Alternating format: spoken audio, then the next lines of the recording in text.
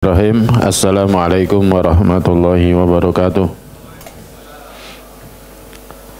Innal hamdalillah nahmadullah wa nasta'inuhu wa nastaghfiruh wa nastahdi wa na'udzu billahi min syururi anfusina wa min sayyiati a'malina. May yahdihillahu fala mudhillalah wa may yudlilhu fala hadiyalah.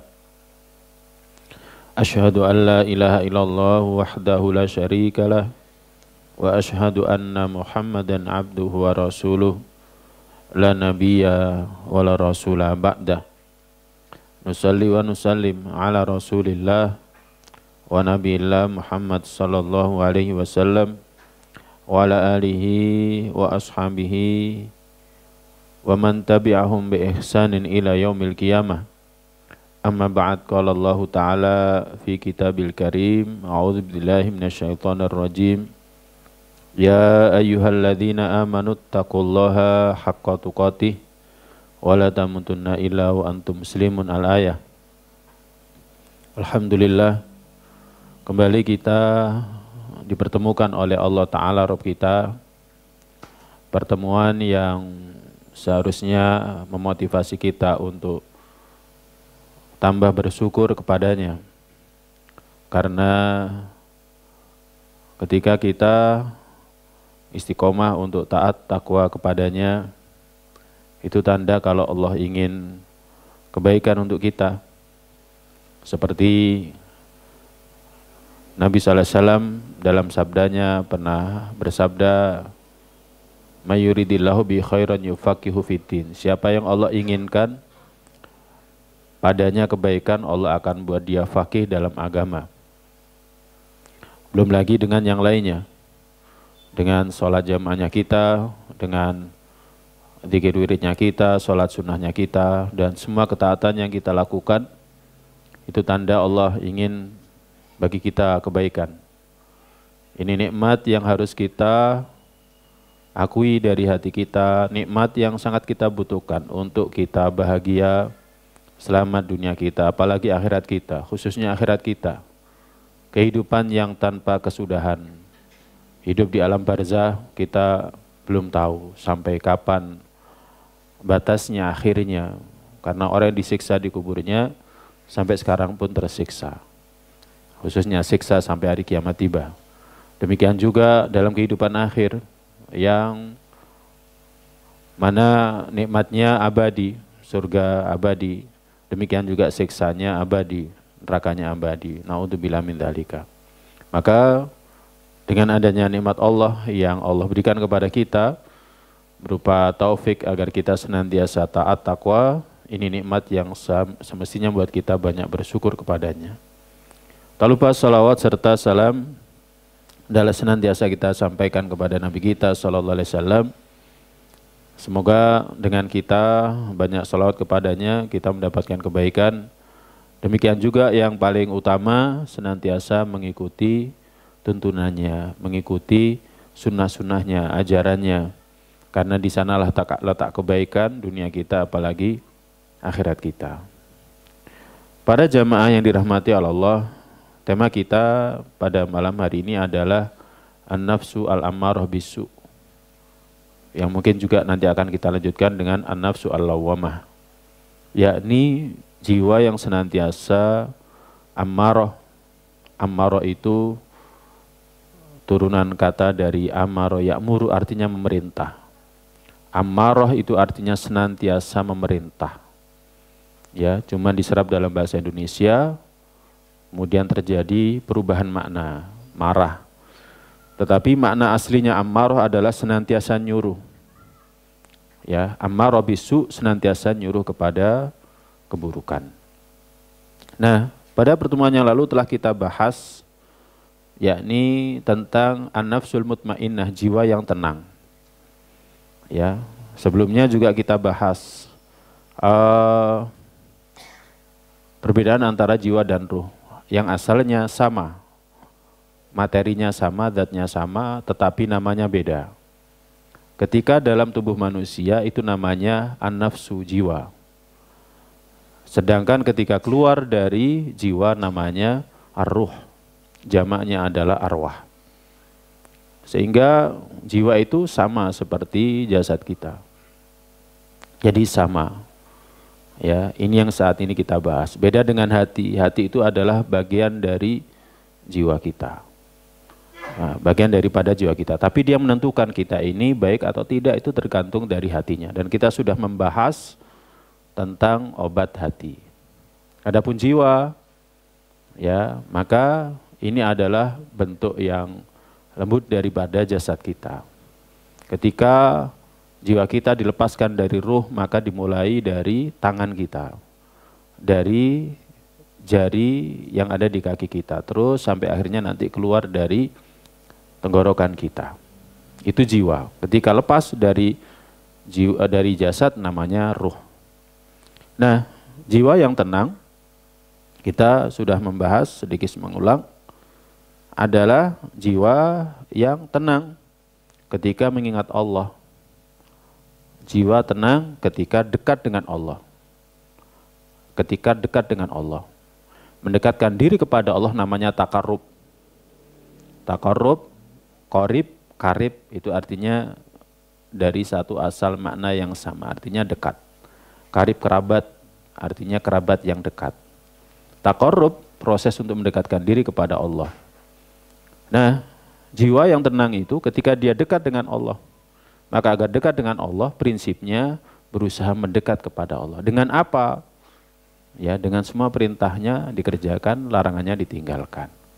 Yang paling dicintai oleh Allah, sebagaimana disebutkan dalam hadis qudsi, adalah perintahnya yang wajib. Sholat wajib, kemudian puasa wajib, kemudian zakat wajib, ya, haji.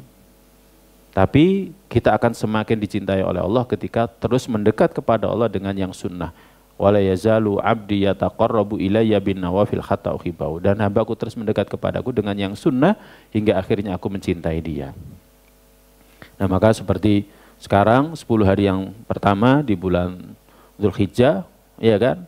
Kalau kita terus mendekat kepada Allah, ya, maka kita akan mendapatkan cintanya. Nah, ketika kita mendekat kepada Allah tenang, berarti jiwa kita itu jiwa yang tenang. Oh, saya harus puasa. Saya harus ngaji. Ngaji kita 10 hari yang pertama di bulan Dzulhijjah itu lebih baik dari ngaji kita di luar 10 hari yang pertama di bulan Dzulhijjah.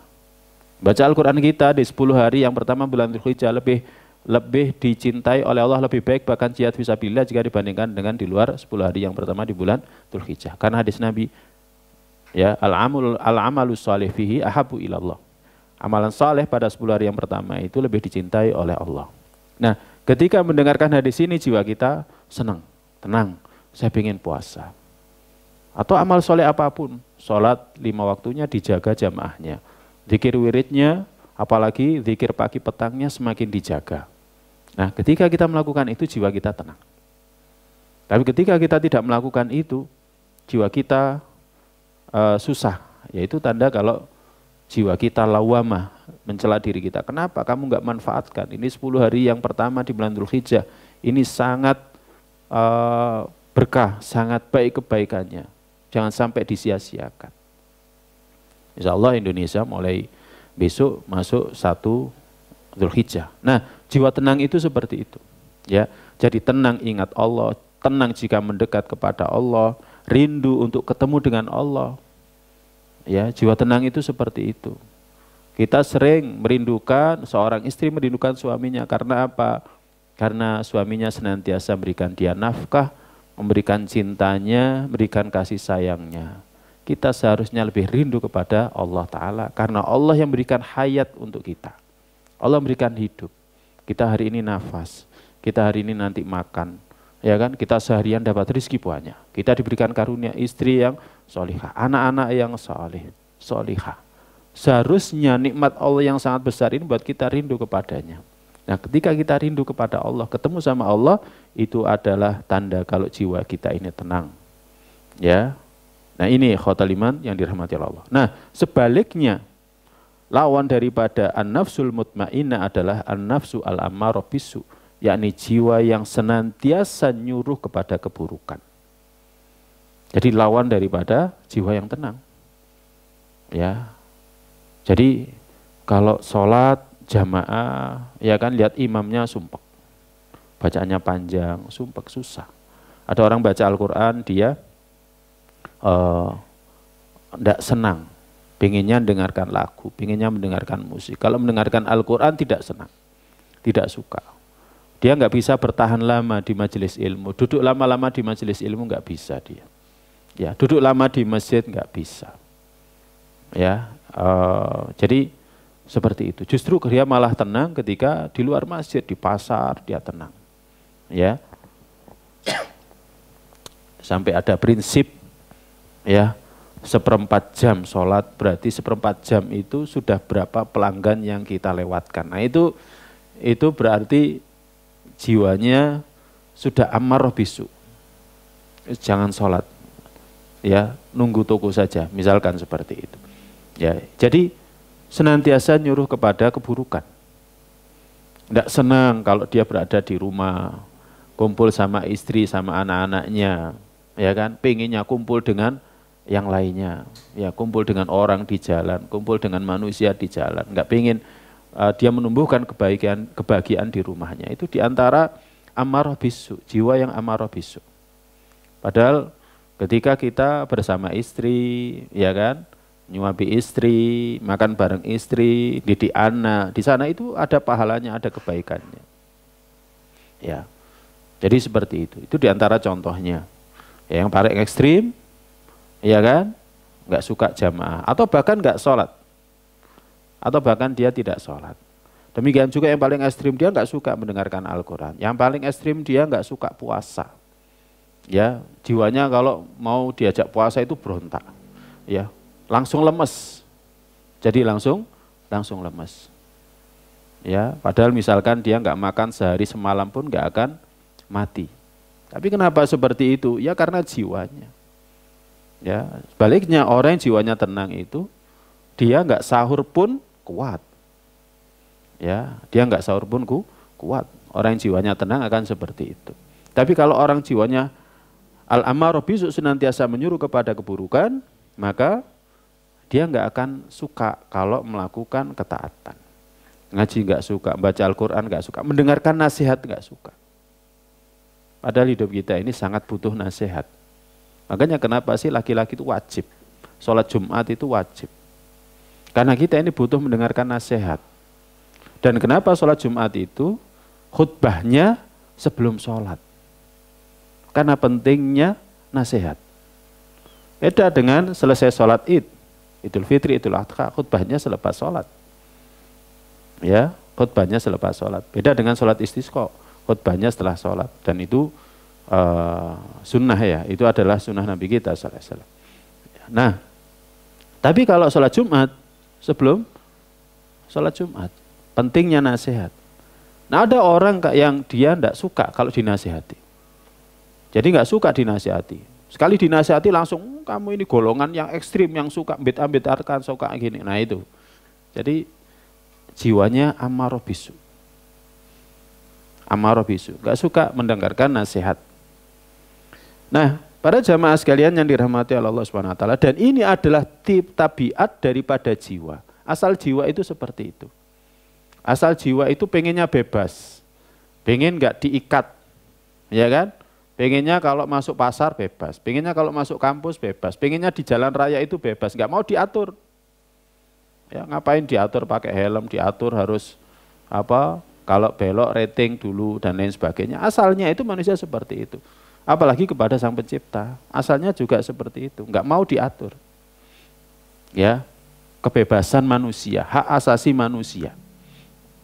Nah, asalnya seperti itu, karena itu adalah tabiatnya manusia, tabiatnya jiwa. Ya, maka ya karena tabiatnya jiwa seperti itu, apalagi senantiasa nyuruh kepada keburukan, maka sulit untuk bisa lepas dari keburukan jiwa, kecuali orang yang diberikan taufik oleh Allah Ta'ala. Jadi, karena ini memang tabiatnya jiwa, suka nyuruh kepada keburukan, maka sulit untuk bisa lepas dari seperti itu. Jadi sulit untuk lepas dari keburukan jiwa. Karena ini memang sudah tabiatnya, memang tabiat, tobiah, Tobiah, tabiat itu dari kata toba itu artinya cetakan. Memang cetakannya manusia itu ya seperti itu. Ya, pengennya bebas. Kerja, pulang sebelum waktunya, pengennya gitu. Kerja setelah jamnya. Kalau perlu nggak usah diatur-atur, sakarpe. Kan kayak gitu. Itu tabiatnya manusia. Ya, sholat nggak usah diatur lah. Itu tabiatnya manusia. Ya. Nah, makanya karena ini tabiat, kita sulit untuk lepas dari keburukan ini kecuali orang yang diberikan taufik oleh Allah Ta'ala. Allah berfirman dalam surat Yusuf ya, ayat 53, wa ma ubarri'u nafsi inna nafsa la'ammaratun bisu' illa ma rahima rabbi inna rabbi ghafurur rahim.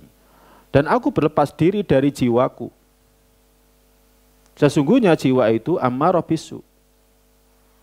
Dan yang menyebutkan bahwa jiwa adalah senantiasa nyuruh kepada keburukan itu adalah Allah. Ya, dan ini diucapkan ya oleh Nabiullah Yusuf alaihissalam ya ketika digoda oleh ibu angkatnya. Ya, jadi dia berlepas diri dari jiwa karena sesungguhnya jiwa itu ammarah bisu. Nah, kemudian beliau mengatakan illa ma rahima rabbi, kecuali orang yang dirahmati oleh Robku. Inna rabbi ghafurur rahim, sesungguhnya Robku Maha Pengampun lagi Maha Penyayang. Coba, illa ma rahima rabbi, kecuali orang yang dirahmati oleh Robku. Menunjukkan bahwa kita nggak bisa lepas dari jiwa yang buruk ini kalau kita nggak ditolong oleh Allah.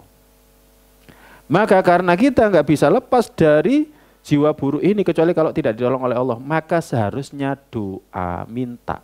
Nah itu. Apa doanya agar lepas dari jiwa yang buruk itu apa? Ayo. Ada hadiah enggak?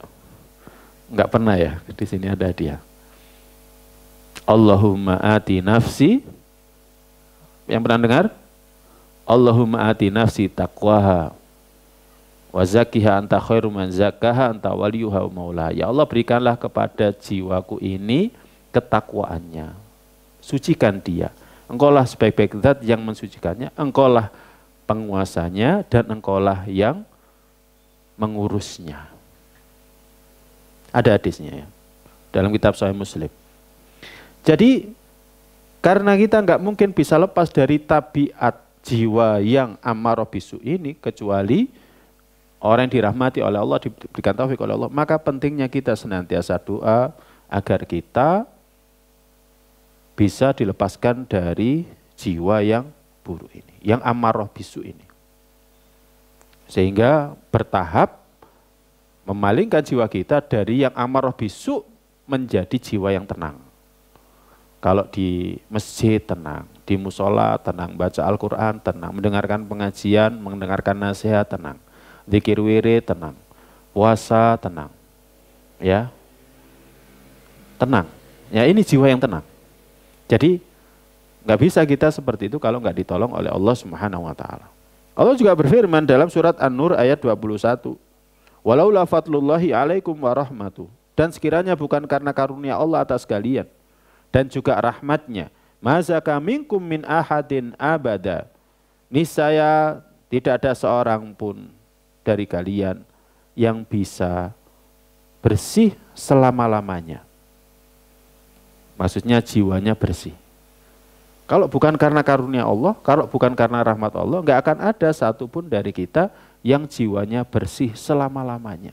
Karena memang karakteristik atau tabiat atau cetakannya jiwa itu ammarah bisu. Ya, karena itu memang sifat asalnya jiwa itu pengen bebas, nggak mau terikat, ya, nggak perlu pakaian, ya, seperti orang-orang Barat itu, ya. Kemudian kalau nggak kayak gitu pakaian aja diatur-atur, nggak mau ikut aturan, pengennya kalau satu orang satu etnis, satu suku itu, ya, wanitanya nikah dengan laki-laki banyak, ya. Nggak mau buat diatur, pengennya buat aturan sendiri, pokoknya bebas, ya. Jadi Pokoknya nggak punya aturan, pengennya nggak mau diatur, nggak mau ditekang. Ya, itulah jiwa. Maka nggak akan ada satu orang pun yang bisa suci, bersih selama-lamanya. Kalau bukan karena karunia Allah dan rahmatnya. Maka dari itu, para jamaah ini menunjukkan bahwa kita ini nggak bisa menguasai jiwa kita kalau tidak ditolong oleh Allah Ta'ala. Makanya Nabi kita SAW dalam khutbah hajah itu pernah ngajari dalam Sunan Abu Daud, diriwayatkan juga oleh Ibnu Majah, hadisnya sahih, khutbah hajah. Ya, kita diajari, innal hamdalillah nahmaduhu wa nasta'inuhu wa nastaghfiruh wa na'udzu billahi min syururi anfusina wa min sayyiati a'malina. Segala puji bagi Allah. Nahmadu, kita memujinya, nasta'inuhu, kita mohon pertolongan kepadanya, nastaghfiruhu, kita mohon ampunnya, wa na'udzu billah, dan kita berlindung kepada Allah min syururi anfusina, dari keburukan jiwa kita. Kita ini kalau nggak ditolong oleh Allah nggak mungkin. Ya, nggak mungkin akan bisa lepas dari jiwa yang amarah bisu. Makanya Nabi kita SAW dalam khutbah hajah itu ngajari untuk mengatakan ini. Khutbah hajah diucapkan kapan? Ibnu Majah memasukkan dalam bab nikah, ya kan? Demikian juga dengan Abu Daud. Makanya sebelum khutbah nikah itu dibacakan ini. Dan memang intinya khutbah nikah itu ya ini, khutbah hajah, kemudian nyampaikan surat Ali Imran, ya ayyuhalladzina amanu taqullaha haqqa tuqatih, dan seterusnya itu. Nah, jadi di sana diajari bahwa kita berlindung kepada Allah dari keburukan jiwa kita.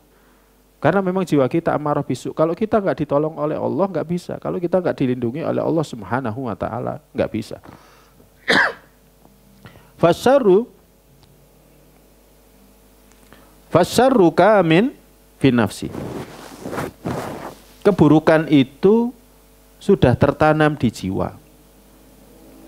Jadi dari cetakan awalnya keburukan itu sudah tertanam di jiwa. Jiwa pengennya bebas. Ya, pengennya bebas. Ya seperti anak sekolah kan nggak mau diatur. Pengennya bebas. Mlebu sak karepe, nggak mlebu sak karepe, nggak usah ditakoni kan kayak gitu. Kita pun juga sama kerja. Mlebu sak karepe, nggak mlebu sak karepe, jangan ditanya, tapi gaji tetap harus diterima. Kan kayak gitu. Ya, enak. Memang gitu, jiwa itu pengennya gitu. Ya, hidup di dunia leha-leha, mati masuk surga, pengennya gitu. Ya, pengennya gitu. Pengennya, wes nggak usah susah-susah, nggak usah nyuruh yang susah-susah, tapi dapatnya banyak. Ya, dapatnya banyak. Hanya duduk saja di atas kursi, ya, di balik meja, gitu kan. Kemudian gajinya banyak. Ya, pengen apa? Tersedia, cemepak. Itu karakteristik jiwa. Ya, pinginnya jiwa itu seperti itu. Tapi enggak. Dalam kehidupan dunia enggak seperti itu, enggak bisa. Dunia itu adalah kampung ujian, darul bala, tempat manusia itu diuji dengan perintah dan larangan. Jadi diuji dengan perintah dan larangan. Kalau ingin kondisinya seperti itu, nanti ada tempatnya di surga. Tapi di dunia enggak bisa. Dan Allah menjadikan segala sesuatunya menjadi logis. Kita dimanapun mesti terikat sama aturan, terikat sama ujian. Ya, terikat sama aturan, terikat sama ujian. Sampai pun di pasar itu ada aturannya. Ya, jangan sampai menempati bedaknya orang lain, kan kayak gitu. Kalau mau buka sih terserah. Ya kan? Di mall yang super saja, super mall, ada aturannya, buka jam sekian, tutupnya jam sekian. Ya. Jangankan di kampus, di pasar sama seperti itu. Di jalan ada aturan. Dan lain sebagainya. Maka seluruhnya dalam kehidupan dunia ini ada aturan. Maka di sanalah letaknya ujian. Dan jiwa kita harus diarahkan. Jiwa kita harus diarahkan. Nanti setelah kita bahas ini, akan kita bahas bagaimana kita mengendalikan jiwa kita. Ya, dengan apa? Dengan syukur, dengan tawakal, dan lain sebagainya. Nah, ketika seorang hamba itu dia mengikuti hawa nafsunya, mengikuti jiwanya, hawa nafsunya, keinginan jiwanya, maka dia akan binasa. Hawa nafsu itu keinginan jiwa. Ya, nafsu itu adalah jiwa, hawa itu adalah keinginan. Semua keinginannya dituruti, binasa dia. Ya. Jadi pengennya hubungan dengan siapapun, enggak dengan istrinya saja, binasa dia. Kalau nuruti hawa nafsunya. Binasa dunianya apalagi akhiratnya. Dunianya apa? Kena penyakit kelamin misalkan, naudzubillah. Ya, kena penyakit HIV misalkan, naudzubillah. Ketika dia memperturutkan jiwanya, hawa nafsu. Hawa nafsu itu keinginan jiwa. Saya pengen mobil, pokoknya bagaimana caranya saya pengen mobil. Ya. Ketika nafsunya itu diperturutkan, tidak dikendalikan, akhirnya menghalalkan segala cara. Nggak bisa dapat yang halal, dapat yang haram. Apalagi sekarang nyari yang halal saja susah, nyari yang haram susah, apalagi yang halal. Nah kayak gitu. Akhirnya mau beli susah, wes nyuri saja, kayak gitu. Ini memperturutkan hawa nafsu. Nah ketika seseorang itu membiarkan dirinya memperturutkan nafsunya, ya, memperturutkan nafsunya atau mengikuti hawa nafsunya, dia akan binasa. Karena apa? Karakteristik daripada keinginan nafsu itu menyebabkan orang melakukan amalan yang buruk. Karakteristik daripada orang yang memperturutkan nafsunya melakukan amalan yang buruk. Makanya Nabi mengatakan bersabda, wa na'udzubillahi min syururi anfusina, dan kami berlindung kepada Allah dari keburukan jiwa-jiwa kita, wa min sayyiati a'malina, dan dari keburukan amal kita. Kenapa? Karena kalau jiwa kita ini buruk, pasti akan mengarahkan kepada amalan yang buruk. Pokoknya apa caranya aku pengen duwe HP. Itu. Anak-anak yang ketagihan HP itu kan dia sampai mencuri. Ya, dia kan sampai mencuri. Ketagihan HP, ketagihan game online, dia itu sampai mencuri. Ya, mencuri uang orang tuanya dan lain sebagainya. Ada tetangga itu ketagihan game online sampai akhirnya dibawa ke rumah sakit jiwa. Hati-hati ya, anaknya yang ketagihan game online itu hati-hati, itu berarti anaknya perlu dibawa ke rumah sakit jiwa atau diruqyah. Kalau pengen agak keren diruqyah. Ya. Nah, perilakunya bagaimana? Dia sampai ngambil uangnya orang tuanya tanpa sepengetahuan orang tua. Karena apa? Ketagihan. Dia harus bayarnya ke minimarket. Kemudian dia sampai nggak sekolah, dia ngurung. Kalau disuruh sholat marah-marah, nah kayak gitu, itu jiwa yang kondisi tubuh yang sudah dikuasai oleh amarah bisu, an-nafsu al-amarah bisu, jiwa yang senantiasa nyuruh kepada keburukan. Nah, ini para jamaah sekalian yang dirahmati Allah. Jadi, ketika kita memperturutkan nafsu kita atau mengikuti hawa, keinginan nafsu kita, maka akan mengarahkan kepada perbuatan buruk. Makanya jiwa itu harus dikendalikan. Jadi jiwa itu harus dikendalikan, jiwa itu dididik. Ya, bertahap, didik sholat jamaah. Kemudian dididik untuk dzikir wirid setelahnya, dididik untuk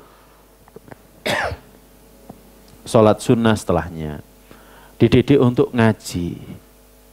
Jadi ngaji, pengajian itu ini bagian dari ya mengajak jiwa ya agar dia menjadi jiwa yang tenang, mendidik jiwa agar menjadi jiwa yang tenang. Makanya siapa yang mendapatkan taufik dari Allah, ditolong oleh Allah, maka dia akan selamat. Makanya penting kita senantiasa berlindung kepada Allah dari keburukan jiwa kita. Secara khusus juga dari keburukan amal kita. Nah, ikhwatal iman jamaah sekalian yang dirahmati oleh Allah Subhanahu wa taala. Maka dari sini kita sudah paham gambaran daripada an-nafsu al-ammarah bisu, jiwa yang senantiasa nyuruh kepada keburukan. Intinya adalah dia lawan daripada jiwa yang tenang. Ya, kalau jiwa tenang itu jiwanya senantiasa tenang dalam ketaatan. Kalau jiwa yang amarah bisu, dia senantiasa enggak tenang. Enggak tenang. Kalau diajak ketaatan enggak tenang, baca Al-Qur'an enggak tenang. Kalau ngaji enggak tenang. ya kan? Baca Al-Quran nggak tenang, puasa juga nggak tenang, males-malesan, ya. Kadang bukan hanya untuk urusan agama, sampai urusan dunia pun dia juga nggak tenang, ya. Jadi sampai urusan dunia pun dia nggak tenang, apalagi untuk urusan agama dia tidak tenang. Nah, kemudian yang ketiga, yakni an-nafsu al-lawamah, jiwa yang senantiasa lawamah. Lawamah itu artinya turunan kata dari kata lama yalumu, yang mencela. Lawamah senantiasa mencela dirinya. Kamu kenapa sih kalau sholat kok pinginnya cepat selesai? Kok nggak sabaran? Kenapa kamu kalau selesai sholat kok nggak mau dzikir wirid? Kenapa sih kamu hari ini kok nggak baca Al-Quran? Ya kan, lihat HP kuat, ya, mulai dari bangun tidur langsung yang dilihat HP, ya, bukan istrinya yang dilihat tapi HP-nya yang dilihat, bukan anaknya yang dilihat tapi HP-nya dilihat, itu, ya. Kenapa? Nah, nafsul lawamah adalah jiwa yang senantiasa mencela dirinya. Kenapa melakukan kemaksiatan? Kenapa melakukan perbuatan dosa? Ya, atau kenapa dia tidak sempurna dalam melakukan ketaatan? Kenapa kamu sholat, ya, tadi nggak khusyuk, sekarang masih juga nggak khusyuk? Nah, itu jiwa yang lawamah, senantiasa mencela dirinya. Allati la tathbutu ala halin wahidah. Jiwa lawamah ini tidak tetap dalam satu keadaan. Ya, tidak tetap dalam satu keadaan. Dia sholat, tapi kadang sholatnya masih cepat-cepat, kemudian dia mencela dirinya. Ya, dia mencela dirinya. Kenapa kok seperti ini? Katsiratut taqallub wa talawun, banyak berubah. Ya, jadi banyak berubah. Fatadkuru wa taghfulu, kadang ingat, kadang lalai. Ya, kadang ingat, kadang lalai. Enggak terus ingat. Beda dengan nafsul mutmainnah, jiwa yang tenang itu dia senantiasa ingat terus. Ya, senantiasa ingat terus. Ya. Tadi masuk masjid doa, keluar masjid doa. Kalau jiwa tenang itu ingat terus, tapi kalau jiwa yang lawama itu kadang ingat, kadang lupa. Ya, kayak gini diingatkan akhirnya baru ingat. Ya tadi belum baca doa, kayak gitu. Ya, tapi akhirnya dia ingat, astagfirullah, kenapa saya tadi nggak ingat itu. Ya kan? Watak balu watu aridu, kadang menerima, kadang menolak. Jadi kadang menerima nasihat, kadang menolak nasihat. Ya, apalagi kalau yang dinasihati itu adalah perkara yang sudah umum dia lakukan biasanya. Nah itu, aku biasanya kok ingin gak apa-apa, kok saiki ono sing anu. Ya, akhirnya nggak nerima. Itu artinya jiwa itu lawamah. Jadi nggak tetap dalam satu kondisi. Tuhibbu wa tabghadu, kadang cinta, kadang benci. Tafrahu wa tahzanu, kadang senang, kadang sedih. Tardo wa taghdabu, kadang ridho, kadang marah, ya, kadang juga taat dan kadang juga tidak taat. Para jamaah sekalian yang dirahmati Allah, ada yang mengatakan inilah jiwanya seorang mukmin. Hiya nafsul mukmin, inilah jiwanya seorang mukmin. Jadi inilah jiwanya seorang mukmin. Kenapa jiwanya seorang mukmin itu seperti itu? Karena dia banyak muhasabah itu. Sebabnya kenapa dia mencela dirinya? Karena dia banyak muhasabah, banyak introspeksi. Ketika dia mempelajari satu hadis, dia mempelajari satu ayat Al-Quran, dia mendengarkan nasihat, kajian, ya kan, tafsir Al-Quran atau kajian hadis dan sarahnya, dia langsung nasihati dirinya, kenapa saya seperti itu, kenapa saya belum mengamalkan ini, kenapa saya dulu mendengarkan hadis ini tapi belum juga mengamalkannya. Nah, dia adalah jiwanya seorang mukmin yang senantiasa mencela dirinya atas ketidaksungguhan dia dalam mengamalkan, ya, ketetapan, ketentuan Allah Ta'ala dan Rasulnya. Imam Al-Hasan Al-Basri mengatakan, innal mu'mina la tarahu illa yalumu nafsah daiman. Seorang mukmin itu kamu tidak akan melihatnya kecuali dia senantiasa mencela dirinya. Mencela dirinya. Dan ini buah dari muhasabah, buah dari introspeksi. Seorang istri banyak introspeksi. Ya kan? Saya kok sering marah sama suami. Padahal saya nggak kerja, suami saya kerja terus. Ya, saya di rumah ya melakukan ini dan lain sebagainya. Ya, adapun suami saya, ya kan, dia capek, dimarahi sama atasannya, pulang tak marahi lagi. Nah kayak gitu. Jadi mencela dirinya. Ini jiwanya seorang mukmin. Akhirnya dia pengen taubat kembali, wis gak oleh tak larani. Langsung, Bi tak pijeti ya Bi, ini Bi. Jadi langsung menawarkan diri. Jadi senantiasa mencela diri. Ya senantiasa mencela diri. Seorang mukmin dia tidak melihat dirinya kecuali dia senantiasa mencela diri. Dia mengatakan ma'aratu hadza, kenapa saya melakukan ini? Kenapa saya ingin ini? Lima fa'altu hadza, kenapa saya melakukan ini? Karena hadza aula min hadza, kenapa saya milih yang ini? Kenapa enggak ini saja? Ini kan lebih baik dan lain sebagainya. Jadi ini buah dari banyak muhasabah introspeksi yang insya Allah nanti pembahasan muhasabah akan kita bahas pada pertemuan yang akan datang dengan izin Allah. Jadi nafsul lawamah itu banyak ya mencela dirinya dengan sebab dia banyak introspeksi. Ya, banyak introspeksi. Kenapa tadi saya marahi suami saya padahal suami saya nggak ngapa-ngapain? Ya karena saya mangkel. Nah ini berarti saya harus mengendalikan diri saya. Jangan sampai mangkel. Kasihan suami saya baru pulang, ya kan sudah dimarahi. Ya, sudah di tempat kerja dimarahi, sampai rumah dimarahi.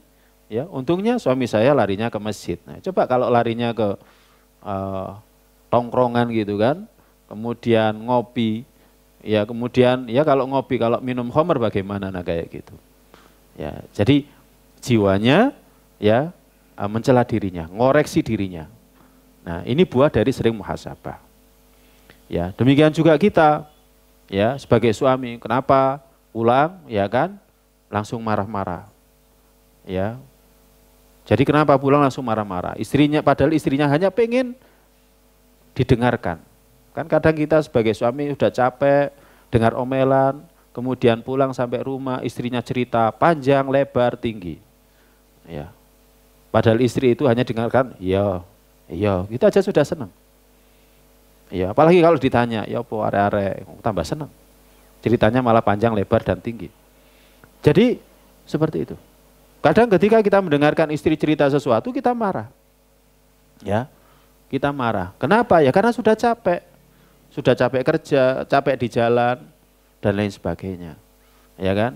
Kemudian setelah itu apa yang ada di tempat kerja dibawa pulang ke rumah. Nah ini tambah capek sudah. Tambah capek. Seharusnya kalau dunia kerja, kemudian ketika di rumah ya dunia rumah. Kita kan enggak. Ya, di kerja dunia kerja, kemudian di rumah ya dunia kerja. Enggak ada waktu untuk anak, enggak ada waktu untuk istri. Ya, anaknya ngomong suaranya keras langsung dimarahi. Ya, sulit. Ini memang sulit. Karena ya gitu, dunia kita ini senantiasa campur. Seharusnya kalau sudah di rumah ya sudah di rumah. Demikian juga ketika di masjid ya sudah di masjid. Ya, jangan sampai dunia kerja dibawa ke masjid. Jangan sampai. Nah, tapi bukan berarti ketika berada di tempat kerja kita tidak zikir mengingat Allah Ta'ala. Enggak, tetap. Ya, karena Allah mengatakan, Allah berfirman, wadkurullaha katsira. Ingatlah Allah banyak-banyak la'allakum tuflihun, agar kalian itu berbahagia. Nah, yang jelas inilah jiwa seorang mukmin seperti dikatakan oleh Al-Hasan Al-Basri. Yang lainnya mengatakan bahwa nafsul lawamah adalah al-lawmu yaumul qiyamah, yakni celaan pada hari kiamat. Karena nanti tidak ada orang pun yang tidak mencela dirinya. Semua orang mencela dirinya pada hari kiamat nanti. Ya. Sampai pun orang saleh. Ya. Mereka mengatakan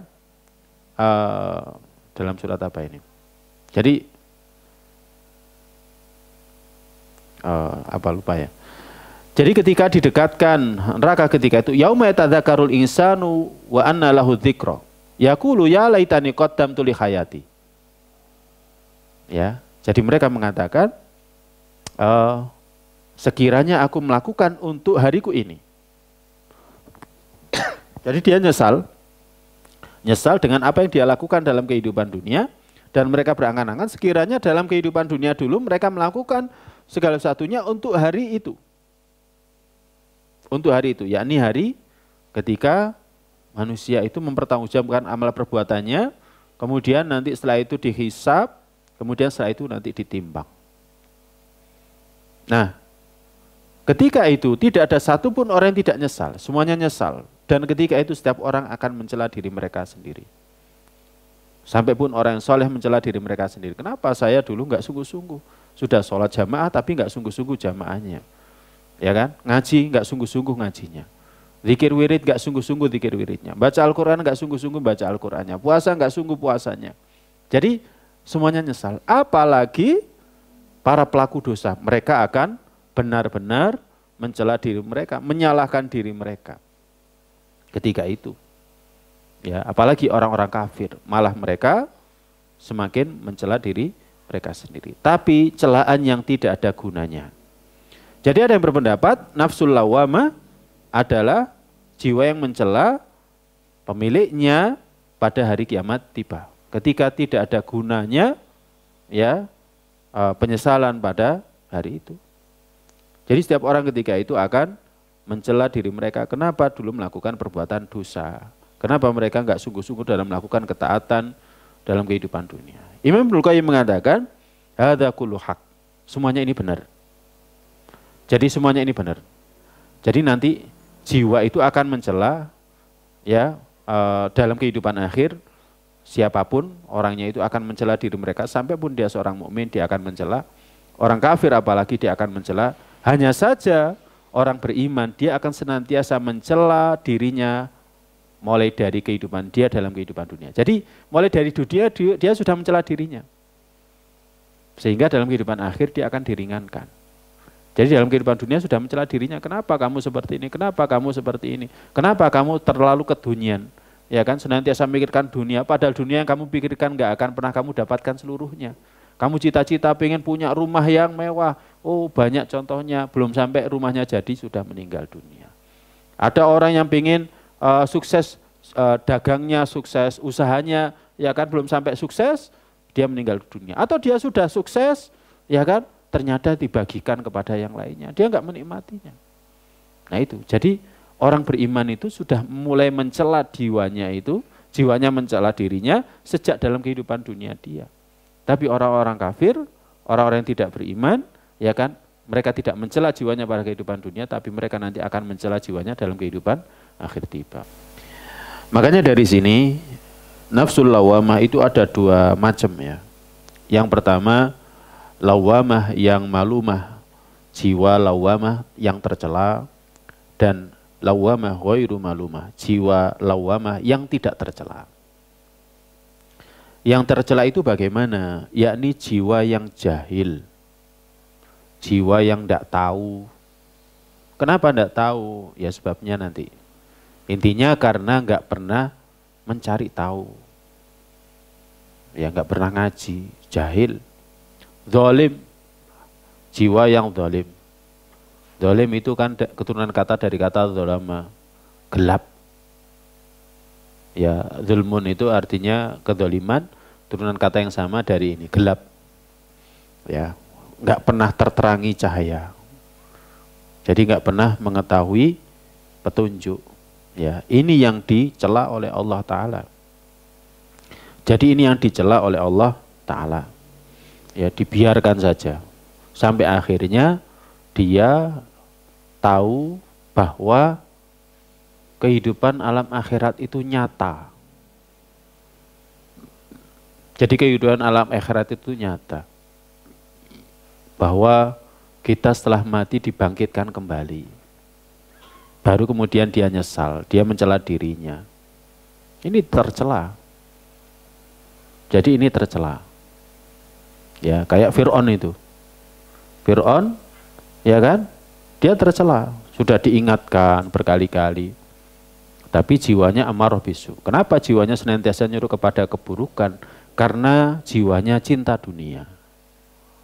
Khawatir kehilangan kedudukannya. Ya, karena gengsi, masa saya harus ngikuti Musa. Apalagi melepaskan ketuhanannya dia sudah ngaku sebagai Tuhan. Dia cinta dunia, cinta kehormatan, cinta kedudukan, cinta materi. Akhirnya jiwanya seperti itu, berontak, tidak mau. Ya, tidak mau. Dan tidak mempercayai adanya kehidupan setelah kehidupan dunia. Kehidupan alam barzah, apalagi kehidupan alam akhirat. Nah ini. Nah sebaliknya, al-lawamah ghairu malumah, jiwa lawamah yang tidak tercela itu apa? yang senantiasa mencela pemiliknya. Ya, jiwa itu senantiasa mencela pemiliknya. Ala taksirihi fi taatillah. Kenapa ndak sungguh-sungguh taat kepada Allah Ta'ala? Ya, kenapa sih saya kok malas-malesan ngaji? Kenapa saya malas-malesan sholat jamaah? Ya, kenapa saya malas-malesan ini? Dan lain sebagainya. Jadi kita harus senantiasa introspeksi diri kita kenapa malas-malesan. Kemudian memerangi jiwa kita. Kita harus perang, memerangi jiwa kita. Karena kalau sekarang nggak diperangi nanti tuman. Nanti tuman. Jadi nggak diperangi itu tuman. Apa bahasa Indonesianya tuman itu apa? Hah?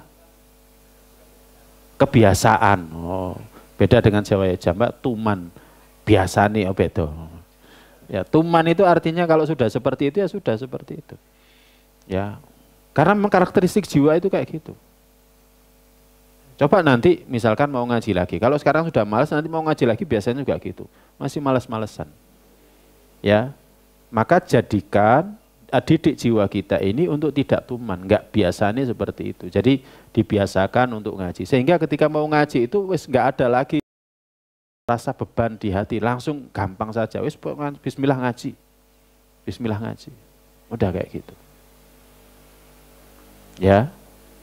Jadi ini ikhwatul iman jamaah sekalian yang dirahmati Allah. Jadi senantiasa mencela pemiliknya atas kekurangan dia dalam taat kepada Allah. Jadi dicela, kenapa kok malas-malesan? Kenapa enggak sungguh-sungguh? Ya. Jadi kenapa tidak sungguh-sungguh? Kenapa malas-malesan? Nah, ini ikhwatul iman jamaah sekalian yang dirahmati Allah Subhanahu wa taala. Jadi lawamah ghairul malumah itu kalau seperti ini. Jadi jiwa yang sudah enggak mencela dan tidak tercela itu adalah yang seperti ini. Maka ini penting untuk kita lakukan, ya kan? Untuk kita ketahui agar kita bisa introspeksi diri kita. Nah, caranya bagaimana? Sebenarnya di kitab Tazkiyatun Nafas nanti akan kita bahas secara bertahap. Ada sabar, ada syukur, ada taubat, ya kan? Dan lain sebagainya. Tapi sedikit saya ambilkan dari makalah yang lainnya. Cara ngobatinya itu bagaimana? Cara ngobatinya bagaimana? Kalau dulu obatnya hati itu semua jenis ketaatan itu akan ngobati hati kita. Tapi bagaimana cara ngarahkan jiwa kita, didik jiwa kita? Di antaranya itu adalah karena jiwa kita ini jahil, tidak ngerti, maka harus diberi pengertian. Caranya bagaimana? Menghadiri majelis ilmu. Jadi dengan cara menghadiri majelis ilmu ini akan bantu kita untuk membina jiwa kita, membimbing jiwa kita, merubah dari amarah bisu menjadi mutmainnah, tenang. Ya, makanya paling enggak itu khutbah Jumat itu didengarkan, jangan ditinggal tidur. Yang menjadi sebab kita nggak bisa introspeksi diri kita. Jadi dengarkan betul nasihat ketika berada di sana, ya, dengan ilmu. Ya. Kemudian tahkimul akal, gunakan akal. Dengan gunakan akal, gunakan logika. Dan Allah banyak sekali menyebutkan ayat-ayatnya itu di mana dalam penyebutannya itu dengan menggunakan logika. Ya, seperti tentang hari kiamat.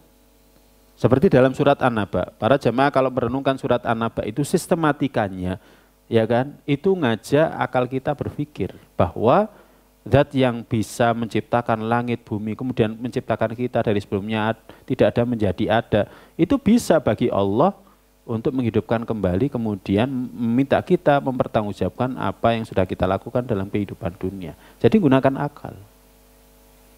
Ya, akal itu bukan hanya untuk digunakan bagaimana caranya jualan, dagang, untung.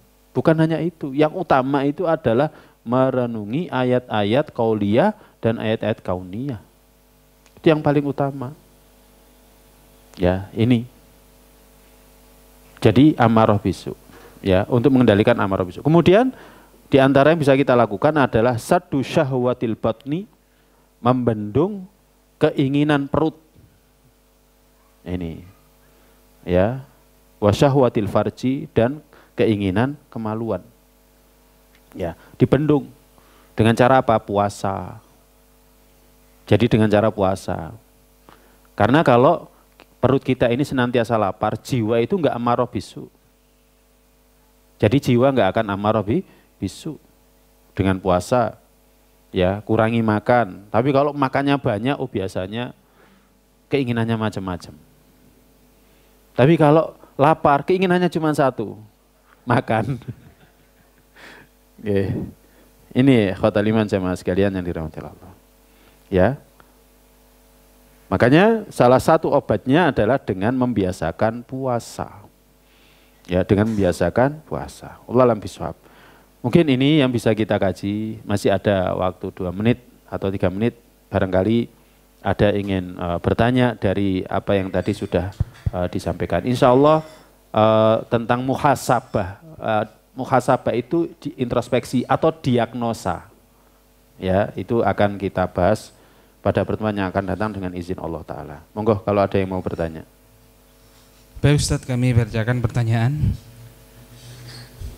Pertanyaannya, Ustadz, ketika saya memasuki suatu masjid yang disetel murotal keras-keras, saya merasa sumpek Ustadz, karena sholat sunnah tidak bisa tenang, berdoa tidak bisa tenang. Apakah itu termasuk jiwa yang menyeru ke keburukan Ustadz? Bismillah, wassalatu wassalamu ala rasulillah. Ada larangan Nabi SAW di mana Nabi melarang kita sering mengeraskan zikir kita ketika berada di masjid, karena setiap orang itu punya hajat masing-masing. Ya, makanya adab dalam baca Al-Quran ketika berada di masjid pun tidak boleh tidak boleh dikeraskan, yang menyebabkan yang lainnya terganggu. Orang yang istirahat terganggu, misalkan ada yang iktikaf di sana, ya, tapi ditinggikan suaranya yang mencukupkan telinga kita yang bisa mendengarnya.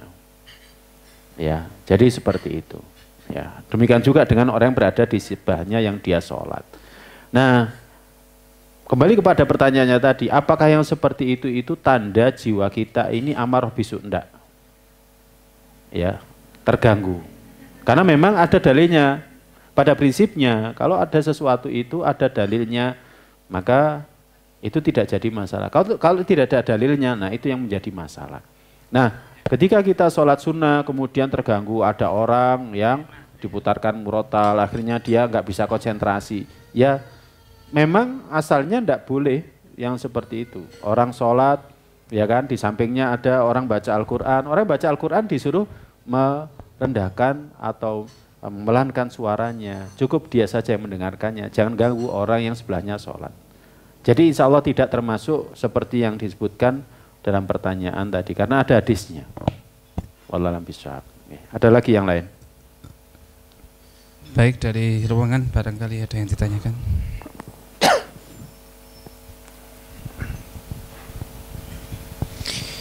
Assalamualaikum warahmatullahi wabarakatuh. Waalaikumsalam warahmatullahi wabarakatuh.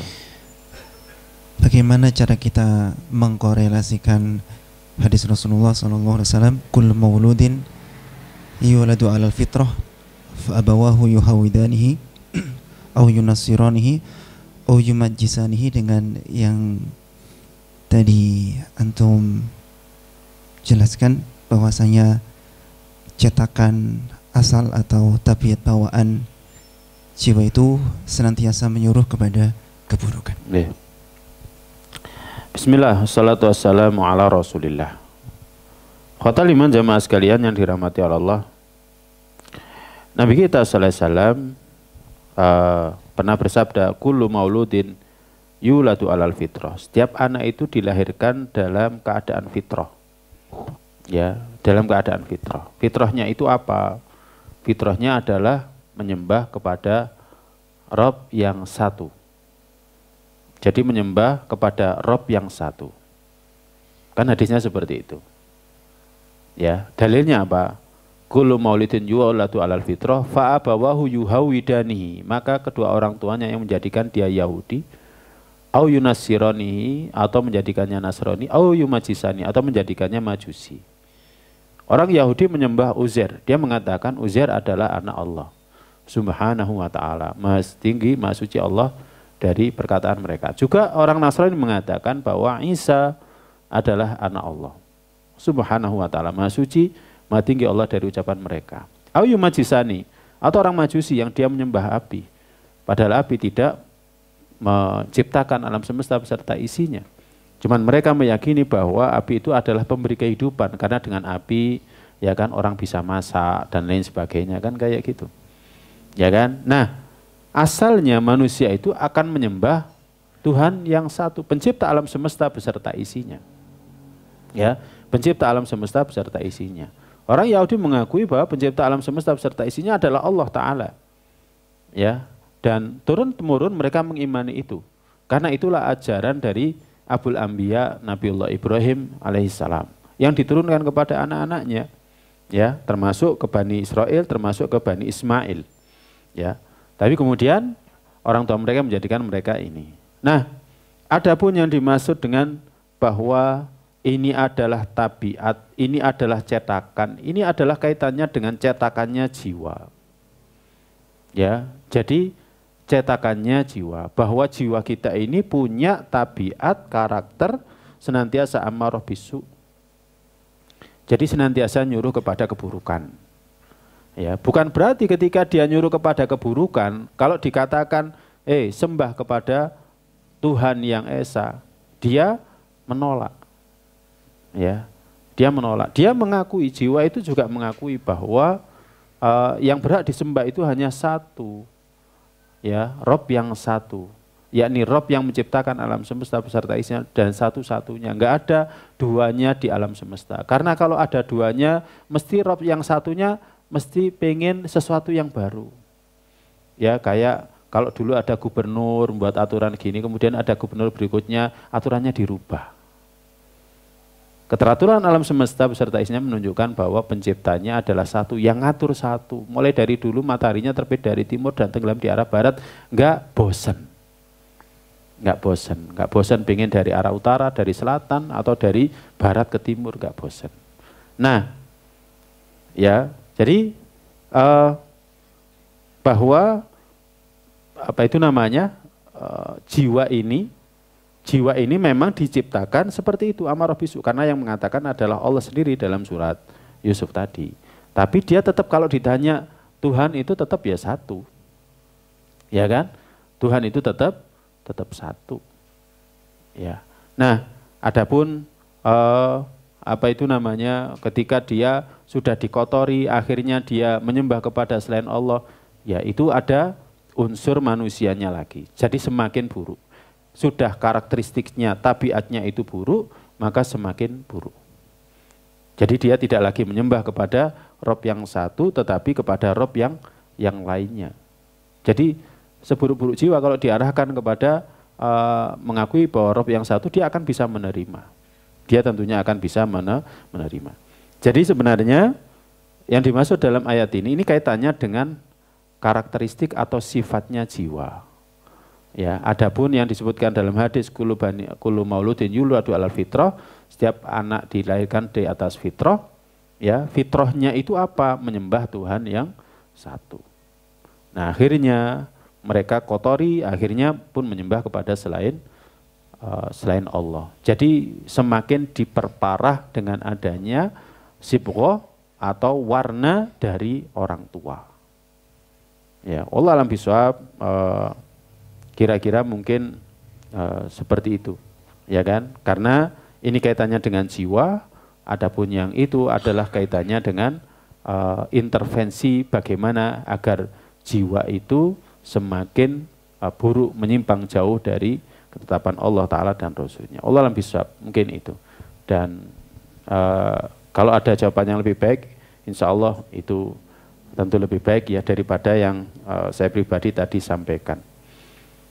Ada lagi atau sudah cukup? Ya, barakallah. Semoga Allah Ta'ala memberikan kepada kita taufiknya agar kita senantiasa berjalan di atas jalannya, agar kita senantiasa istiqomah untuk biasakan kita untuk taat, takwa kepada Allah Ta'ala. Semoga Allah Ta'ala berkahi kita. Allahumma inna nas'aluka ilman nafi'an wa rizqan thayyiban wa amalan taqabbala. Allahumma ati nufusana taqwaha wa zakkiha anta khairu man zakkaha anta waliyuha wa maulaha. Allahumma la mani'a lima a'taita wa la mu'tiya lima mana'ta wa la yanfa'u dzal jaddi minkal jaddu. Kita akhiri dengan doa penutup majelis. Subhanakallahumma bihamdika asyhadu an la ilaha illa anta astaghfiruka wa atubu ilaik. Assalamualaikum warahmatullahi wabarakatuh.